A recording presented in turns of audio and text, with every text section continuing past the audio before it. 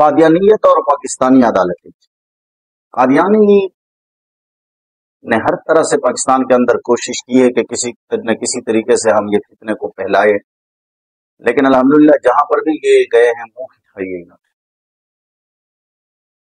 محمد عثمان صدیقی صاحب کی ایک تحریر سے چند باتیں میں آپ سے شیئر کر دوں کہ پاکستانی عدالتوں میں بھی انہوں نے بڑی کوشش کی، لیکن جس جگہ پہ گئے ہیں منہ کی کھائی ہے انہوں نے الحمدللہ۔ پاکستان بننے سے پہلے 1935 میں مقدمہ بہاولپور کے نام سے مشہور کیس میں قادیانیوں کو غیر مسلم قرار دے دیا گیا۔ پاکستان بننے کے بعد قادیانیوں نے پاکستان میں اپنے کفری عقائد کو اسلام بنا کر پیش کرنا شروع کیا اور سادہ لوگ مسلمانوں کو گمراہ کرنا شروع کر دیا۔ چنانچہ ان کی ارتدادی سرگرمیوں کو قانونی طریقے سے روکنے کے لیے مسلمانان پاکستان کی طرف سے یہ مطالبہ زور پکڑ گیا کہ شرعی طور پر تو قادیانی غیر مسلم ہے ہی، انہیں قانونی طور پر بھی غیر مسلم قرار دیا جائے تاکہ ان کی ارتدادی سرگرمیوں کو روکا جائے۔ چنانچہ کئی سالوں پر محیط تحریک اور ہزاروں مسلمانوں کے خون سے، بلکہ ہزاروں مسلمانوں نے خون کا نذرانہ پیش کیا، آخرکار 1974 میں آخرکار یہ مطالبہ ہوا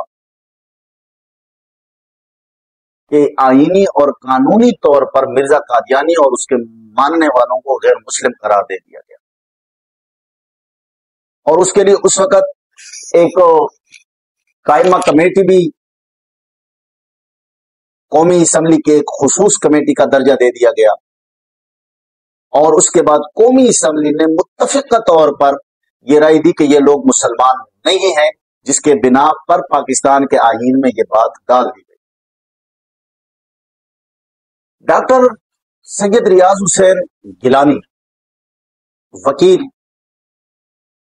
آپ سپریم کورٹ آف پاکستان کے سینئر وکیل تھے، آپ پیش ہوئے اور آپ کا کردار بھی قابل ستائش ہے۔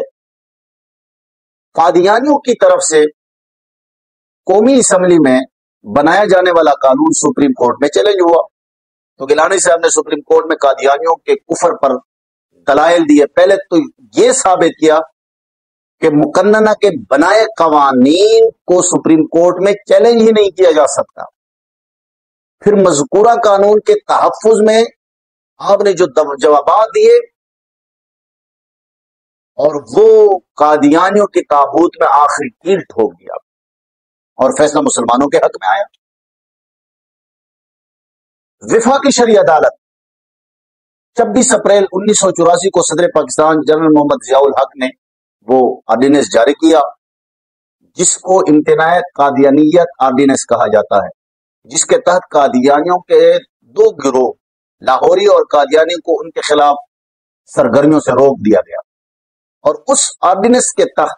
مجموعہ تعزیرات پاکستان ایکٹ نمبر 45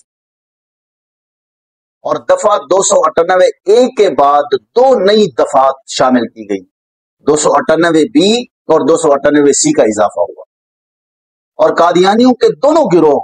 قادیانی اور لاہوری نے اس آرڈیننس کو فوری طور پر وفاقی شرعی عدالت میں چیلنج کر دیا، اور اس آرڈیننس کو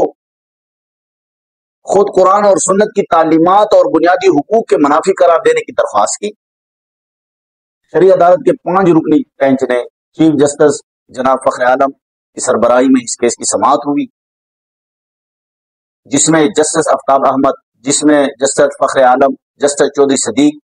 جسٹس مولانا غلام محمد، جسٹس مولانا عبدالقدوس ہاشمی پر مشتمل تھا، اور اس کیس کی سماعت 15 جولائی 1984 سے 12 اگست 1984 تک مسلسل جاری رہی۔ آخرکار مرخہ 28 اکتوبر 1984 کو فیصلہ آیا، اور فیصلے میں بینچ نے متفقہ طور پر قادیانیوں کی اپیل خارج کر دی اور امتناع قادیانیت آرڈیننس کو قرآن اور سنت کے مطابق قرار دیا۔ یہاں پر بھی ان کو منہ گھٹانی پڑی۔ پھر اس کے بعد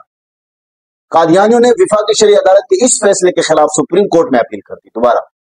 اور اسے کالعدم قرار دینے کی درخواست دائر کر دی۔ سپریم کورٹ کی شریعت بینچ نے جسٹس محمد افضل طلحہ کی سربراہی میں اس اپیل کی سماعت کی۔ بینچ کے دیگر ممبران میں جسٹس نسیم حسن شاہ، جسٹس شفیع الرحمان، جسٹس پیر محمد کرم شاہ الحضری، جسٹس مولانا محمد تقی عثمانی شامل تھے. سماعت کے لیے یوں ہی نہیں کوئی تاریخ نکلتی قادیانی درخواست دے کر سماعت رکوا دیتے. 2.5 سال اسی طرح چلتا رہا. جب بھی سماعت کے لیے نکلتی یہ پھر کوئی درخواست دے دیتے، پھر کوئی درخواست دے دیتے.